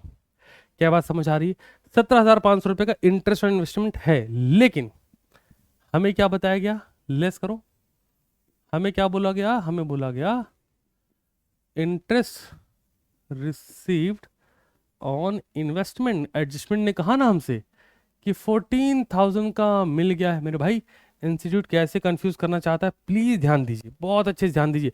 आप ले कोई गड़बड़ी नहीं हुई क्वेश्चन में। तो इन्वेस्टमेंट की बुक वैल्यू बिगिनिंग में 1,40,000 लिख दी, 10% का रेट लगा दिया और नीचे बोल दिया इंटरेस्ट और इन्वेस्टमेंट वॉज रिसीव 14,000। ये मजा आ गई, 1,40,000 का 10% 14,000 होता है, गलती तो है ही नहीं कहीं। और इन्वेस्टमेंट की बुक वैल्यू यहाँ पर फेस वैल्यू 1,75,000 दे दी। यही समझना है तुम्हें, ठीक है ना। 17,500 मिलना चाहिए, 14,000 मिल गया है। तो क्या हम ऐसा कह दें, कह ही देंगे कि 3,500 रुपये मिलने अभी बाकी हैं, हाँ ना। क्या करेंगे जी, इंटरेस्ट एक्रूड ऑन इन्वेस्टमेंट, हाँ जी पैसा मिलना बाकी है 3,500 रुपये। हाँ जी, तो हमने अभी तक क्या करा, 4 एडजस्टमेंट हमने लॉक कर दिए। थोड़ा आगे बढ़ते हैं, फील लेते चलिए। कुछ बच्चों का प्रश्न कई बार हो जाता है कि सर वो वर्क नोट करना जरूरी क्या है, सर बिना वर्क नोट तुम क्वेश्चन लगा दोगे, असंभव। अगले पर आ जाओ, हम कहाँ तक पहुंच गए, अप्रोच समझते चलो। हम एक लाइन से चल रहे हैं, यानी ये वाला कर लिया फिर ये वाला कर लिया, जो समझ आ रहा हो पहले कर लिया, बात करें अरे दादा लगेगा कैसे, तो फिर नहीं लग पाएगा। मेंटल पीस यहां तक डन। अगला फर्नीचर है, adjust number 5। Furniture was sold for 8,000 eight the beginning of the year. हमने कहा बढ़िया जी, तो फर्नीचर है कितने का, फर्नीचर है 28,000 का और क्लोजिंग बचा 14,000। हमने कहा ओके ओके, 28 14, 28 और 14, और सेल कितने में किया, 8,000। ठीक है, आ जाओ मेरे साथ और सुनो मेरी बात। सेल करने को बोला है, सेल करने पर क्या होता है, या तो प्रॉफिट या तो लॉस। तो हम लिख ले रहे हैं प्रॉफिट और loss on sale of furniture, है ना। सिंपल सिंपल रखते हैं, कॉम्प्लिकेशन देना ही नहीं है। प्रॉफिट और loss on sale of furniture क्या करना है जी, बहुत सिंपल है। हम समझते हैं एक बारी, वैल्यू ऑफ फर्नीचर बिगिनिंग में क्या था, value of furniture at beginning, question ने हमसे कहा 28,000 था। ठीक जा रहा है, आगे बढ़ो। हम कर लेंगे जरा less, value of furniture at the and. Question हमसे कहा कि साल के आखिरी में 14,000 के फर्नीचर थे। तो जरा एक बात बताओ, अगर साल की शुरुआत में 28,000 के थे, ईयर एंड पे 14,000 के हो गए, तो बचे 14,000 के फर्नीचर क्या दीमक पूरा चबा गई? नहीं, ऐसा तो हुआ नहीं। तो हुआ क्या? फिर उसे सेल करा गया, फिर सेल प्राइस हमें दे दी गई। बचना तो ये चाहिए ना, लेकिन ये बचा नहीं। क्यों नहीं बचा? क्योंकि सेल हुआ है। Sale of furniture. क्या बात सबको समझ में आ रही है? और ये क्वेश्चन हमसे कहा कि भाई साहब जो 14,000 के फर्नीचर थे उसको 8,000 में सेल कर दिए। तो मेरे भैया, अगर अंधे को भी बोलो कि 14,000 का था 8,000 में बेच देगा, अरे 6,000 का लॉस हुआ है, यही लिख लेना है बस। Loss on sale of furniture. बच्चों का प्रश्न हो सकता है एक दो कि सर इसको हम डायरेक्ट वहां अकाउंट में ना दिखा दें। क्यों दिखा दोगे? वर्किंग नोट करो। अच्छा, ये हो गया। और भी कुछ है क्या? देख लें एक बार। ऑलमोस्ट कर लिया हम लोगों ने। बिगिनिंग ठीक है। फिर machine and sports goods purchase and put to use at the last date. ठीक है, तो मशीन उसका एज नॉर्मल कर लेंगे। लास्ट डेट तक बोला तो डेप्रिसिएशन भी लगाएंगे। अगला एडजस्टमेंट हमारे पास ये अवेलेबल है। हमने कितने कर लिए? 5। तो छठा ये डेप्रिसिएशन 15% का मशीन पे, स्पोर्ट्स गुड्स पर, और 10% फर्नीचर पर। ठीक है। मशीन स्पोर्ट्स गुड है कितना? मशीन है 10,000 का, स्पोर्ट्स गुड्स है 15,000 का। बिगिनिंग की मैंने बात करी। आ जाओ, वर्क नोट नंबर देखते चल रहे हो? 5 हो गए ना। छठा वर्क नोट नंबर 6 लिखो मेरे साथ। Calculation of depreciation. आ जाइए जी, उड़ा दिया जाए। Calculation of depreciation. मुझे एक बात बताओ सिंपल सी, पहले तो हम फर्नीचर पे निकालना है। बहुत ध्यान से लो। फर्नीचर पर एट द रेट ऑफ 10%। सब हमारा जितने की शुरुआत थी उससे मतलब है नहीं, ईयर एंड पे कितने का बचा उस पर डेप्रिसिएशन आप चार्ज कर दीजिए। एक बार देख लें, वैल्यू देख लें। फर्नीचर एंड पे है 14,000 का, हमने कहा लगा देंगे। बच्चा के सर 14 का क्यों लगाएंगे? अरे बेच दिया ना, बचा तो 14,000 का ही है, उसी पे लगा देंगे। तो आगे बढ़ते हैं। मशीन बिगिनिंग में 10,000 की थी, पहले डेप्रिशिएट करेंगे जिससे पता लगे कि 10 से 20 के परचेज किया होगा। स्पोर्ट्स गुड्स 15,000 का था, डेप्रिशिएट करेंगे 15%। तो ये वाला जो मैंने बताया सेल हो चुका है, तो जो बिगिनिंग की वैल्यू उस पर डेप्रिशिएशन नहीं लगेगा, रिमेनिंग वैल्यू पर 14,000 लग जाएगा। कौन सा वाला मैंने बोला है? कहाँ गया? फर्नीचर वाले की मैंने बात करी। ठीक, वो कैलकुलेट करके भी आपको दिखाया। आ जाइए जरा। तो फर्नीचर पर 14, मशीन पे 10, स्पोर्ट्स गुड्स 15। आ जाओ। फर्नीचर पर 14, मशीन पे 10, स्पोर्ट्स गुड 15। ओके, आ जाइए। और याद रखना 15% है यहाँ पर, गड़बड़ ना होने पाए। ठीक है ना? स्पोर्ट्स गुड ये भी 15। चलिए जी, ये आ गया 1,400, ये आ गया 1,500। ये कितना आएगा? 15 15 225। 225 और जीरो हटा दें, जीरो। हाँ ठीक है, 225 तुम कर लेना, मेरे हिसाब से ये आना चाहिए, कोई दिक्कत नहीं। एडिशन कर लेते हैं। 14 15 2,900, 2,900 और 2 4,900 और 5,150 रुपये। होपफुल यही आना चाहिए इसका टोटल। यहाँ लिखने की जरूरत नहीं है, हाँ, लेकिन लिख लोगे तो मेन क्वेश्चन में जाके सिर्फ वैल्यू पुट करनी रहेगी। ठीक, और कुछ मेरे हिसाब से नहीं बच रहा है, बाकी चीज़ें हो चुकी हैं। अब क्या करना चाहिए? जो बोला है क्वेश्चन ने, रिसिप्ट एंड पेमेंट बना, तो मैं रिसिप्ट पेमेंट को ब्रॉडर लेवल पे लेके नहीं चलूंगा, उड़ा दूंगा बस, है ना? आ जाओ मेरे साथ, शुरू करें। बढ़िया क्वेश्चन था यार, मजा आ रहा है। मतलब आप समझो एक क्वेश्चन में हमने सारे वर्क नोट को लॉक कर लिया है ना। यही चाहिए, यही चाहिए सही मायने में समझाने और समझने के लिए। ऐसे क्वेश्चन को लगाना जहां पर वर्किंग नोट के नंबर भरे पड़े हों, आपका ना कॉन्फिडेंस बढ़ जाता है कि यार आता है आपको तो। हाँ, है ना? कैसे करेंगे? Receipt and payment account bracket में for the year ended 31 March 2019। Great. अब करना क्या है? ऑब्वियसली डेबिट साइड में रिसिप्ट, क्रेडिट साइड में पेमेंट, सारी वैल्यूज को रख देंगे। इधर आ जाओ, रिसिप्ट, इधर आ जाओ, पेमेंट। एंड गोल क्या है दोस्त, याद रहेगा? एंड गोल क्या है? क्लोजिंग बैलेंस ऑफ कैश निकालना। इसका मतलब ओपनिंग बैलेंस ऑफ कैश दिया है, वहीं से शुरू करेंगे। कहाँ है भाई? लिखा था ना, ये रहा। टू बैलेंस ब्रॉट डाउन 1,10,000 रुपये, यहाँ से शुरुआत करेंगे। आ जाइए मेरे साथ। उड़ाते हुए चलेंगे। प्लीज फोकस पूरा रखिएगा, अटेंशन पूरा रखिएगा। टू बैलेंस कैश बुक जैसे बनेगा, जैसे होता है वैसे 1,10,000 रुपए। अब जरा मुझे बताइए सब्सक्रिप्शन कितना मिला था, हमने कैलकुलेट करा है वर्क नोट नंबर 1, 3 लाख कुछ था ना, देख ले रहा हूँ मैं, 3,55,000, 3,55,500 हमने लिखा। सब्सक्रिप्शन जो मिला हमने लिखा 3,55,000, ये भी लिख दिया।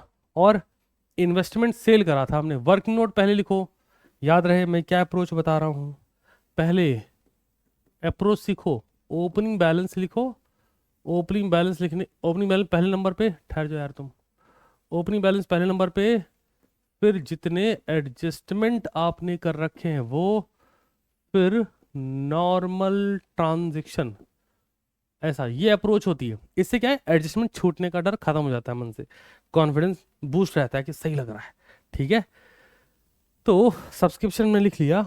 इसके बाद सेल ऑफ इन्वेस्टमेंट हमसे बोला गया, इन्वेस्टमेंट बेचा गया है 70,000 में। याद रखें प्रॉफिट लॉस यहाँ नहीं लिखते, क्यों, इन्वेस्टमेंट एक एसेट्स है, दिमाग में रखो। फिर आगे बढ़ जाओ, इंटरेस्ट ऑन इन्वेस्टमेंट मिला है, ये मिला है वाला लिख रहा हूँ मैं। 14,000 जो एडजस्टमेंट ने हमसे कहा कि 14,000 का इंटरेस्ट मिला, हमने कहा बहुत बढ़िया इनकम है, लिख दिया। आगे बढ़े, हमसे क्वेश्चन ने बताया सेल ऑफ फर्नीचर भी हुआ है, 8,000 में बेचे हैं, हमने कहा जी बहुत बढ़िया, ये भी लिख दिया। इससे ज़्यादा एडजस्टमेंट है ही नहीं तो लिखेंगे नहीं। अब कृपया करके बुद्धि का इस्तेमाल करें, थोड़ा थोड़ा समझें, ज़्यादा समझने की जरूरत नहीं, ईजी रखेंगे। क्वेश्चन ने हमसे कहा सैलरी पे कर दी, आउटस्टैंडिंग वगैरह बताया, लेकिन रिसिप्ट पेमेंट को इससे फर्क नहीं पड़ता। इसको बस इतना समझ में आता है रिसिप्ट पेमेंट को, इधर कितना पैसा मिला, इधर कितना पैसा खर्च हुआ, बस समझते हैं। आज एडजस्टमेंट पर प्लीज पूरा फोकस यहाँ रखें। एडजस्टमेंट समझ गए, मजे ही मजे हैं। जैसे मैं आपको दिखाता हूँ आपको समझ आएगा, इधर आओ, ध्यान दो, जरा ध्यान दो। हमारे पास फर्नीचर था 28,000, इसके तो हमने कर ही दिया ना। मशीन देखो, मशीन 10,000 की थी 20,000 की हो गई, कैसे हो गई, परचेज किया होगा। आगे बढ़ो, स्पोर्ट्स 15,000 के थे 25,000 के हो गए, कैसे हो गए, खरीदा होगा। मशीन खरीदा, स्पोर्ट्स गुड्स खरीदा। और मुझे एक बात बताओ, जब खरीदोगे तो पैसे क्या होंगे, खर्च होंगे यार। Purchase of machinery, purchase of sports goods कितने की, 10,000 और 10,000। मेरी रिकमेंडेशन ये भी होगी कि जरा शो कर दो कि 10,000 कैसे आया। भाई 25,000 का हो गया, यही था 25,000 का था, 15,000 का मशीन थी, 15 की हो गई 25 की, अरे 10 खरीदा होगा जब तो हुई। स्पोर्ट्स गुड्स 20 का हो गया, क्लोजिंग में था 10,000 का, अरे तो 10,000 जब खरीदा होगा जब तो हो रखा है। दोनों चीजें कर दी। आगे बढ़ते हैं, कुछ और भी है क्या, खर्चे और, अब बस एक्सपेंस पर फोकस करेंगे। इधर आइए, फॉलोइंग एक्सपेंस वर मेड, कहते हैं जी खर्चा हुआ है, हमने कहा बहुत बढ़िया। स्पोर्ट्स फिल्म 50,000 हम लिख देंगे। रेंट 24,000 है, out of which 2,000 is outstanding, कोई बात नहीं, तो 22,000 तो पे करा ना। Miscellaneous 5,000, 50, 24, 5। Sports expense, rent, miscellaneous, sports expense, आ जाओ जी आ जाओ। Sports expense, rent, miscellaneous. Rent में क्या बोलता है, कहता है 24,000 का है, लेकिन 2,000 के आउटस्टैंडिंग है, गड़बड़ ना होने पाए। तो एक्चुअली पेमेंट कितने का हुआ, 22,000 दिखा दिया भाई। स्पोर्ट्स एक्सपेंस 50,000 दिखा दिया जी। मिसलीनियस हमसे बोला गया कितना, कहते जी 5,000 का, हमने कहा लो जी लो, ये भी दिखा दिया। अच्छा कुछ और बच रहा है क्या, नहीं। क्या करना चाहिए, बैलेंस निकाल देना चाहिए, आसानी से आ जाएगा। लेकिन एक बात रिकमेंडेबल है कि बैलेंस निकालने से पहले एक बार गो थ्रू जरूर कर लें। सब्सक्रिप्शन हो चुका है, सैलरी हो गई, कैश से मतलब नहीं, ओपनिंग लिख लिया, इन्वेस्टमेंट से मतलब नहीं, लिख लिया है, furniture, machine, sports good, all set. तो बस इधर चलो, क्या करेंगे जी, इधर क्लोज करो, इधर भी क्लोज करो, ठीक है। इधर को ऐड कर दो, मैं भी ऐड कर ही देता हूँ, मान लो कोई पॉइंट छूटा हो तो मुझे भी पता लग जाएगा। चलो मेरे साथ ऐड करो फटाफट से, 1,10,000 plus 3,55,000 plus 70,000 plus 14,000 plus 8,000, value 557 आ रही है, 5,57,000, ये हमने इधर लिखा। अब और क्या चाहिए, इधर चलो, 60,000 प्लस 10 प्लस 10,000 प्लस 50,000 प्लस 27,000, मैंने 22 और 5 को ऐड किया, ठीक। 1,57,000 आ रहा है।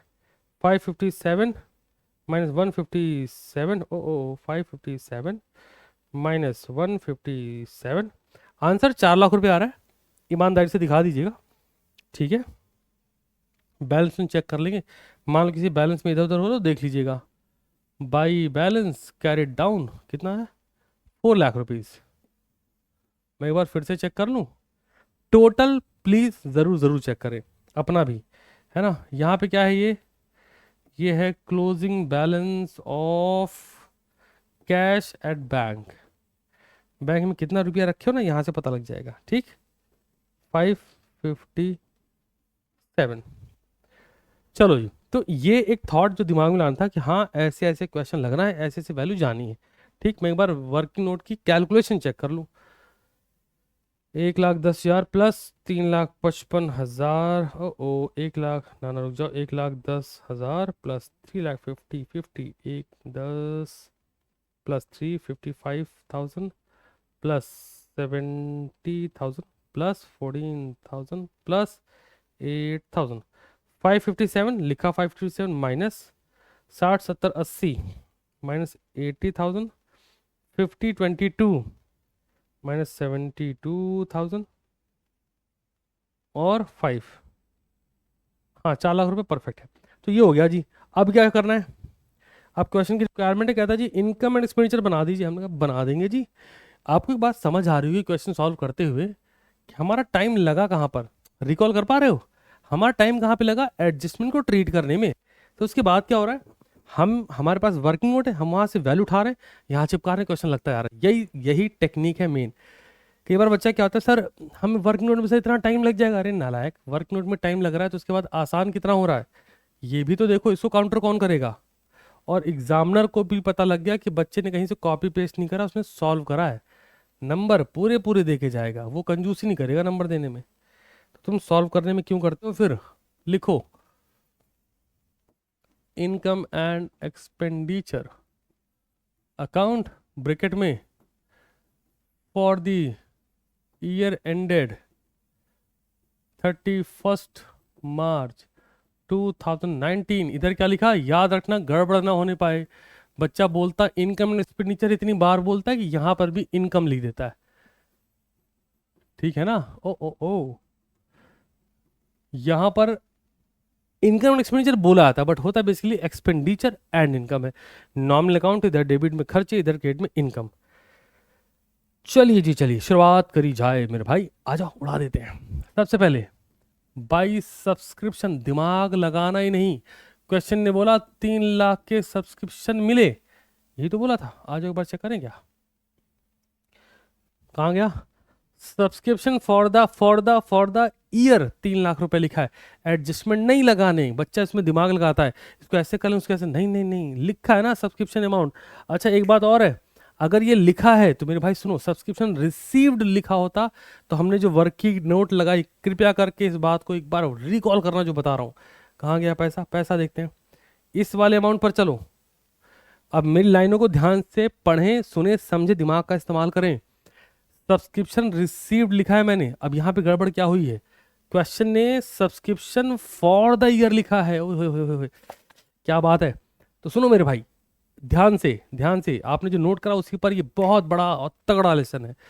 दो चीजें निकल के आती हैं। एक, जो अगर क्वेश्चन में लिखा होता सब्सक्रिप्शन रिसीव्ड, तो जो किया गया है ये बिल्कुल परफेक्ट है, कोई डाउट नहीं। बट अगर हमें दे दिया गया, ये हमें दे दिया गया, समझो समझो, हमें ये दे दिया गया, इसको सुनना समझना, ठीक है। अगर हमें दे दिया गया सब्सक्रिप्शन रिसीव्ड, ये दे दिया गया, तो जो हम ऐड लेस कर रहे हैं ना, ये जस्ट अपोजिट हो जाएगा। बच्चा कहता है क्या बोला आपने सर, फिर से समझा रहा हूं, समझो। हमें दे दिया गया, मैं यही करके बताऊं, सुनना, बहुत बढ़िया कमाल का क्वेश्चन, मजा ही आ गई। सब्सक्रिप्शन फॉर द ईयर, अगर क्वेश्चन में ये गिवन है, कृपया ध्यान से सुने, क्वेश्चन में अगर ये गिवन है तो हम जो कुछ भी करते आ रहे थे, हमारे कंसेप्ट को हम रिवर्स कर देंगे। सर रिवर्स क्यों कर देंगे? अगर ये दे दिया है और आपको ये निकालना है तो करना क्या पड़ेगा? आपको प्लस माइनस जो करते थे उसको उल्टा करो। मतलब मैं क्या बोलना चाह रहा हूं, मैं इस साइड पे उसे कर रहा हूं, ग्रीन पेन से फोकस करो। मैं ये कहना चाह रहा हूं कि अगर मुझे 3 लाख रुपए बता दिया पूरे साल का ये है, तो हमारी अप्रोच क्या होगी? हम जिन चीजों को ऐड करें उन्हें हम लेस करेंगे। आ जाओ समझो, 2 लाख रुपए, क्या बात है, मजा ही आ गई क्वेश्चन देख के तो। और इधर क्या, ये लेस हो जाएगा और ये ऐड हो जाएगा। मुझे एक बार जल्दी से बताओ, क्या सबको ये बात समझ आ गई कि नहीं? दिमाग का प्रॉपर इस्तेमाल करना। समझो, हमें क्वेश्चन के आखिरी में दे दिया है सब्सक्रिप्शन रिसीव्ड, तो जो हमने ये किया हुआ है रिसीव्ड, यही करेंगे, दिमाग नहीं लगाएंगे। बट अगर लिख दिया फॉर दी होल ईयर, साल में कितना है ये बता दे रहा है भाई, तो आपको रिसीव कितना है वो निकालना पड़ेगा। समझे? तो क्या करेंगे, अब चेक कर लो। अच्छा, इससे इनकम एंड एक्सपेंडिचर भी इफेक्ट होगा, ध्यान रखना। कितनी वैल्यू आएगी देखें क्या? ये दोनों ऐड हो जाएगा। बहुत ही बढ़िया यार, मजा ही आ गई। तो 3 लाख में से 2 लाख गए, 1 लाख बचा, फिर 25,000 गए, 75,000 बचा है ना, 75। ओके, 75 में 1,70,000 रुपये ऐड कर दिए। 75 में 1,70 ऐड हो कितने में? 2,55,000। 75 में 1,70, मैं एक बार चेक कर लूँ। हाँ बचा इतना ही, बट फिर भी 75 में 1,70,000, 2,45,000 हो रहा है क्या? एक बार चेक करूँ। 3 लाख माइनस 2 लाख माइनस 25,000, ओ ओ ओ ओ 3 lakh minus 2 lakh minus 25,000, 75,000 plus 1,40,000 plus 30,000, हाँ जी 245। सब क्लियर हुआ क्या ये? बहुत बढ़िया। तो ये को कितना छोटा पॉइंट है बट क्या कमाल का पॉइंट है। यही वो चीज़ है, वैल्यू 2,45,000 आएगी। कब लगाना है समझ आ गया? अच्छे से होगा क्या? इधर आओ इधर आओ इधर आओ, हमने रिसिप्ट पेमेंट में लिख रखा है ना, तो आपके इस क्वेश्चन में वैल्यू कितनी जाएगी अब मुझे वही बताना है। कहाँ गया 245? कृपया ध्यान दें, मैं यहाँ पे कट करके लिखूँ जिससे आपको रिकॉल रहेगा क्या कैसे करना है। बहुत बढ़िया, 2,45,000 ये इरेज करूँगा, 245 है ना। मज़ा ही आ गई यार ये तो क्वेश्चन लगा के। तो कुछ फर्क नहीं पड़ेगा, रुक जाओ, ये आ जाएगा 2,90,000, 2,90,000। ओके, अब जो बताया है वो दिमाग में रखिए। सब्सक्रिप्शन रिसीव्ड बोल रहा है, रिसीव्ड बोल रहा है, तो जैसे करते आ रहे वैसे ही करेंगे, क्योंकि आपको होल ईयर का निकालना है। बट जब होल ईयर का दे ही दिया अगर, तो रिवर्स मॉडल मारेंगे बस, ठीक है क्या जी? चलो बहुत बढ़िया। अकाउंट बना के भी कर सकते हैं, लेकिन अप्रोच फिर भी ध्यान रखिएगा। अकाउंट बना के करेंगे तो यही चीज़ ना, अलग थोड़ी होगा वो। 245 प्लस 70,000 प्लस 14,000 प्लस 8,000, 4,47,000 दोनों साइड में टोटल लिख दीजिए। 4,47,000, तो वो 557 आ रहा था, वही 1,10,000 का माइनस किया, ठीक। नेक्स्ट लेवल अप्रोच हो गई तो यार। हाँ जी, तो सब्सक्रिप्शन साल भर का 3 लाख दिया था, हमने लिख दिया। अब आ जाओ, आगे बढ़ो आगे बढ़ो। बहुत ही बढ़िया क्वेश्चन यार। सब्सक्रिप्शन 3 लाख दिया था, रिसीव्ड ड्यूरिंग द ईयर हमने लिख दिया। और हमें क्या जानना है, इधर आइए, by interest accrued on investment, हमने क्या ये कर रखा है? हाँ जी कर रखा है। कैसे किया था? 14,000 का, रुक जाओ, 14,000, रुक जाओ, बाई इंटरेस्ट रिसीव्ड 14,000 क्वेश्चन ने दिया था, प्लस एक्रूड इंटरेस्ट हमने कैलकुलेट करा है 3,500 का। सर कैसे याद है आपको? अरे सोचो, आप में दिया गया था इन्वेस्टमेंट कितने का? 1,75,000 का, 10% इंटरेस्ट था। कर लीजिए। आइए इधर बढ़िए, कृपया करके फोकस पूरा रखेंगे। सैलरी पर चलते हैं। सैलरी में क्या करना है जी? कहते जी सैलरी 60,000 की है, हमने कहा हाँ है। फिर आउटस्टैंडिंग एट दी एंड कितनी है? 19,000 नहीं 18,000 थी, ऐड करा। और आउटस्टैंडिंग एट दी बिगिनिंग कितनी है? 15,000 की थी, माइनस कर दिया, तो कितना बचा? 63,000। हमने अमाउंट चिपका दिया। पॉइंटर बना के चलना है बहुत अच्छे से। मतलब कंफ्यूजन जैसा रहेगा नहीं, ऐसे क्वेश्चन उड़ जाएगा, ठीक है। अब अपने वर्किंग नोट पे चलो। डेप्रिसिएशन लिखा था क्या? हाँ सर लिखा था। कितने का? 5150। ऐसे ही उठाओ। और वर्किंग नोट नंबर क्या है? 6। मेरे साथ आओ, वर्किंग नोट पहले उड़ाओ। To depreciation working note number 6, 5150, ये भी लिख दिया। सर और कुछ था क्या? वर्किंग नोट चेक करो, वर्किंग नोट चेक करो बस। Loss, loss on sale of furniture 6000 का है क्या? ऐसे उठा दें, loss on sale of furniture 6000। आ जाइए मेरे साथ। क्या करा? यहाँ गए, लिखा to loss on sale of furniture 6000, ऐसी चीज दिखा दिया। तो और भी कुछ है क्या, देख लेते हैं। कुछ खर्चे भी किए थे ना वो, स्पोर्ट्स और पता नहीं क्या क्या एडजस्टमेंट में था। बता रहा हूँ, रुक जाओ। ये रहा, स्पोर्ट्स पे 50,000, रेंट पर 24,000, मिसलिनियस 5,000। Sports, rent, miscellaneous. चलिए एक्सपेंडिचर ध्यान रखो। To sports, to rent, to miscellaneous. अच्छा एक बात समझिए बहुत ध्यान से। हमने वहां पे क्या करा, हमने रिसिप्ट पेमेंट बनाते वक्त 24,000 में से 2,000 को लेस करा था। क्यों लेस करा था? वहां पे एक्चुअल में कैश कितना पे हुआ ये मुद्दा होता है। यहाँ पे करंट ईयर का कितना है ये मुद्दा होता है। आ जाओ। स्पोर्ट्स 50,000 हमने लिख दिया, लेकिन रेंट में कैसे लिखा है? 22,000 का है, प्लस आउटस्टैंडिंग है 2,000। एक्चुअल पेमेंट क्या है? 24,000। मिसलीनियस कितने का था भाई? देखना पड़ेगा, एक पॉइंट छोड़ना कुछ नहीं दोस्त। मिसलीनियस है 5,000 का। ओके, मिसलीनियस है 5,000 रुपये का। सारे पॉइंटर हमने बना दिए, कुछ ऐसा ऐसा बच नहीं रहा कि मैं आपको अलग से बताऊं। तो अब करने की कुछ जरूरत है नहीं, क्वेश्चन खत्म है, बस उड़ा दीजिए, है ना। और कुछ जानना है? बस हो गया जी। हाँ एक चीज़ मैं बोलना चाहूँगा, जहाँ जहाँ जो जो एडजस्टमेंट है उसके वर्किंग नोट के नंबर अगर आप वहाँ लिख दें तो क्या ही कहने हैं। फिर तो ऐड करो। 3,17,500, दो ही चीज़ करनी थी, इससे ज़्यादा कुछ करना नहीं था, आसानी से लगेगा। इसका एडिशन मारो, कितना आ रहा है देखो। 63,000 plus 5150 plus 6,000 plus 50,000 plus 24,000 plus 5,000। खर्चे आ रहे 1,53,150, ठीक है। माइनस करते हैं जरा, 3,17,500, तो सरप्लस 1,64,350 आ रहा, ठीक। यहाँ लिख लो, आ जाओ। टू सरप्लस कितना है? 164,350, 164,350 टोटल। जरूर जरूर जरूर लिख दीजिए। चलिए जी, ये रही बात डन। बहुत ही बढ़िया क्वेश्चन यार, मजा ही आ गया लगा के। ओके जनाब।